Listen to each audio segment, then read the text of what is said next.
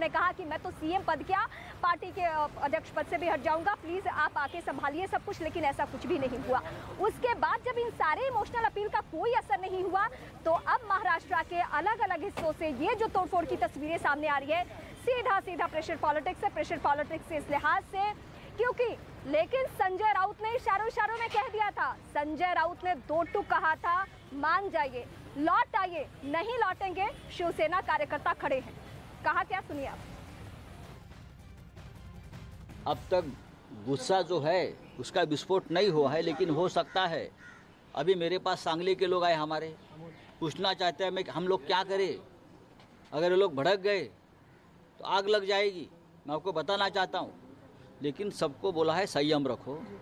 मुझे विश्वास है जब ये विधायक मुंबई में आ जाएंगे तो हमारे पाले में आ जाएंगे।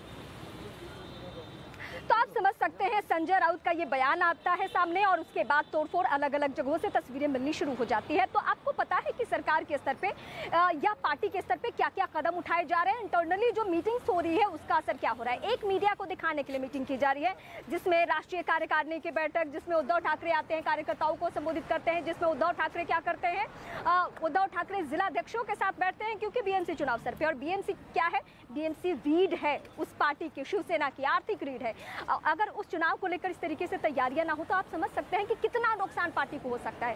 इसीलिए संजय राउत ने एक इशारा किया, जरा सा इशारा किया, और इशारा का असर ये हुआ कि जो बागी विधायक इस वक्त गुवाहाटी के इस होटल में बंद हैं, जो यहाँ पे रह रहे हैं, उनके दफ्तरों पे, उनके घरों पे, उनके क्षेत्र में अलग अलग जगहों पे शिवसेना जो है उनके कार्यकर्ता सड़कों पे उतर चुके हैं, तोड़फोड़ मचा रहे हैं। और ये तोड़फोड़ की कहानी तभी शुरू होती है जब संजय राउत का एक स्टेटमेंट आता है जिसमें वो बागी विधायकों को लेकर पहली बार अपना लहजा सख्त करते हैं। पहली बार वो कहते हैं कि आप प्लीज यहाँ पे आ जाइए, पार्टी को हाईजेक मत होने दीजिए, अभी ये वक्त है कि हम पार्टी का विस्तार कर ले। ये तमाम बड़ी बातें आती है। और उसके बाद क्या होता है, उसके बाद मैं पुणे से आप तक तस्वीरें पहुंचा चुकी हूँ, उसके अलावा ठाणे से तस्वीरें, दिलीप लांडे जो कि कल आए हैं यहाँ पे, और कल दिलीप लांडे के आने के बाद ही कालिख पोती गई उनके पोस्टर पे।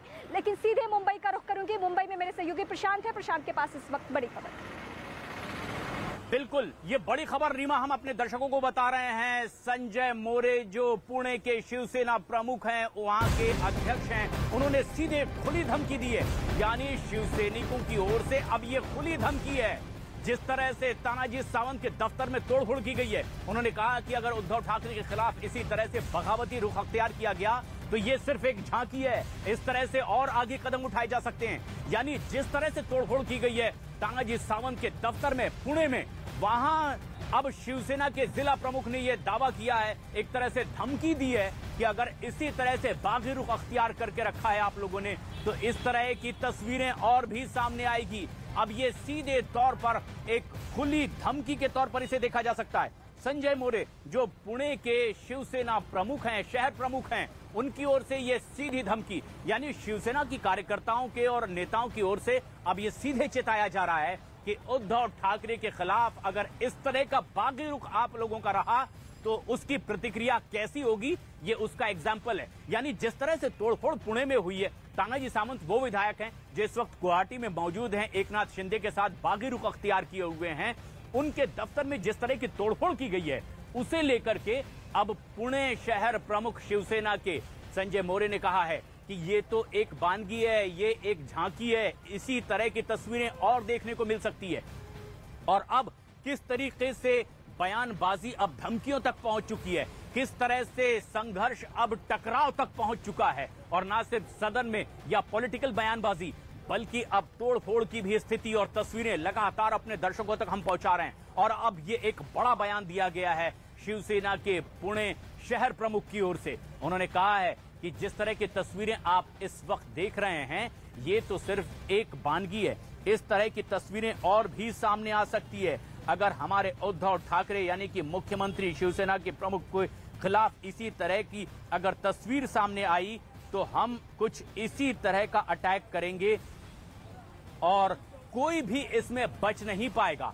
ये एक खुली चुनौती, धमकी सीधे सीधे शिवसेना के पुणे शहर प्रमुख की ओर से। संजय मोरे का ये बयान इन तस्वीरों के साथ बेहद अहम है क्योंकि अब महाराष्ट्र की सत्ता का ये महासंग्राम किस तरह से रूप बदलता जा रहा है, लेकिन महाराष्ट्र की सत्ता के इस महासंग्राम में ये पहली बार नहीं हुआ है, कुछ ऐसा ही इतिहास रहा है। और संजय राउत जो इस महाभारत के जिन्हें भीष्म पितामह कहते हैं, यानी कि शरद पवार, वो भी सन 1977-78 में कुछ ऐसा ही कर चुके थे।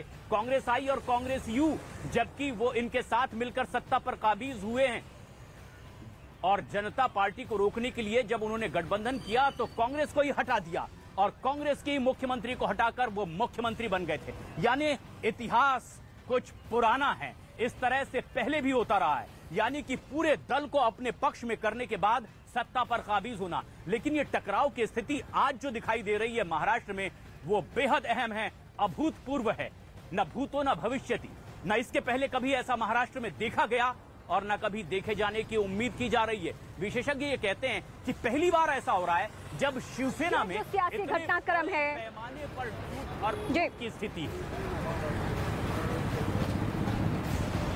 बिल्कुल आपका कहना सही है, लेकिन इससे पहले भी चेहरे छोड़कर गए हैं। छगन भुजबल का नाम है, नारायण राणे का नाम है, इसके अलावा राज ठाकरे तो सबसे बड़ा एग्जाम्पल है, लेकिन फिर भी पार्टी को संभाल लिया गया, जैसे भी कदम उठा के लेकिन संभाल लिया गया। मौजूदा वक्त की जो स्थिति है उसको लेकर क्या किया जाना है, हमें थोड़ा इंतजार करना होगा। लेकिन इस बीच इस महा कवरेज पर कौन कौन हमारे साथ है, एक बड़ी टीम है हमारे साथ, जो कि हमारे तमाम सहयोगी अलग अलग जगहों से बने हुए हैं।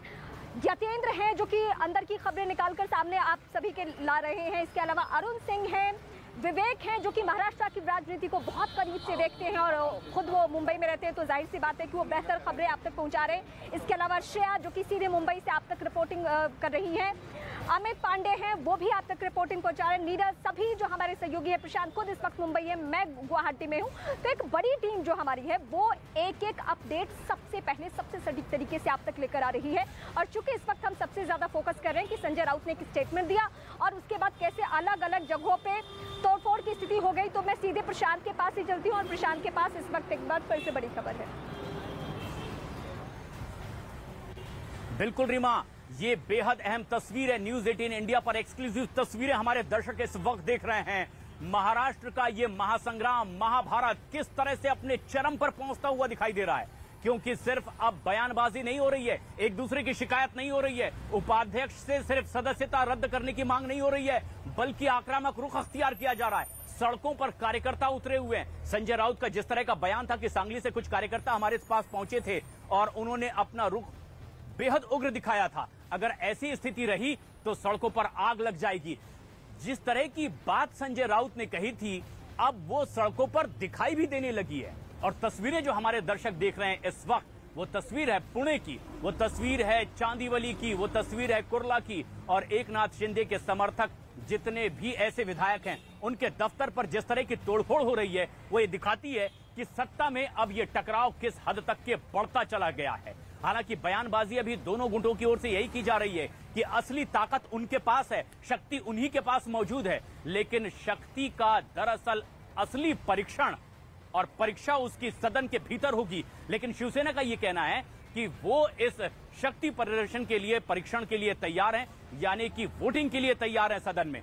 हालांकि अभी भी दावा शिवसेना कि उन बागी विधायकों की ओर से, एकनाथ शिंदे की ओर से यह किया जा रहा है कि 50 से ज्यादा विधायक उस वक्त इनके साथ मौजूद हैं गुवाहाटी में। लेकिन तोड़फोड़ की जो तस्वीरें हैं ये अभूतपूर्व है, ये इससे पहले कभी नहीं देखा गया, क्योंकि शिवसेना के भीतर ही टूट के बाद इस तरह की स्थिति आज तक किसी ने नहीं देखी, महाराष्ट्र ने नहीं देखी। और इसीलिए पूरे देश भर की निगाहें आज पूरे महाराष्ट्र की इस खबर पर बनी हुई है। न्यूज 18 इंडिया पर जो तस्वीरें हम दिखा रहे हैं वो बेहद कई बड़े सवाल खड़ी करती है कि क्या अब ये टकराव की स्थिति कुछ नई तस्वीर दिखाने वाली है? क्या देश और दुनिया के सामने कुछ अब ऐसी तस्वीरें महाराष्ट्र से लगातार सामने आएगी? और ये बेहद अहम बात है कि अब ये सबसे बड़ी खबर इस वक्त हम अपने दर्शकों को दे रहे हैं कि बागी विधायकों के परिवार को अब सुरक्षा दी जाएगी, क्योंकि जिस तरह का रुख है उससे जुड़ी ये एक बेहद अहम और बड़ी खबर न्यूज 18 इंडिया पर। अब बागी विधायकों के परिवार को भी मिलेगी सुरक्षा, क्योंकि क्या उनकी जान खतरे में है? क्या उन पर कोई हमला हो सकता है? क्योंकि जो तस्वीरें सामने आ रही है वो इस बात की ओर इशारा करती है कि आगे कुछ भी हो सकता है। लेकिन सरकार भी अपनी जिम्मेदारी निभाते हुए ये दावा कर रही है कि बागी विधायकों को पूरी सुरक्षा मिलेगी। बागी विधायक वो जो एकनाथ शिंदे के साथ असम की राजधानी गुवाहाटी में मौजूद हैं, जिन्होंने बागी रुख अख्तियार किया है। बागी रुख है इस महाआघाड़ी सरकार के खिलाफ। मंशा उनकी ये कि कांग्रेस एनसीपी के साथ ना रहकर समवैचारिक पार्टी के साथ रहें। ऐसे में उनके दफ्तरों में जो तोड़फोड़ हो रही है, क्या उनके परिवार को भी खतरे में डाल सकती है इस तरह की तस्वीरें? इसलिए एक बड़ा फैसला, अब उनके परिवार को भी मिलेगी सुरक्षा।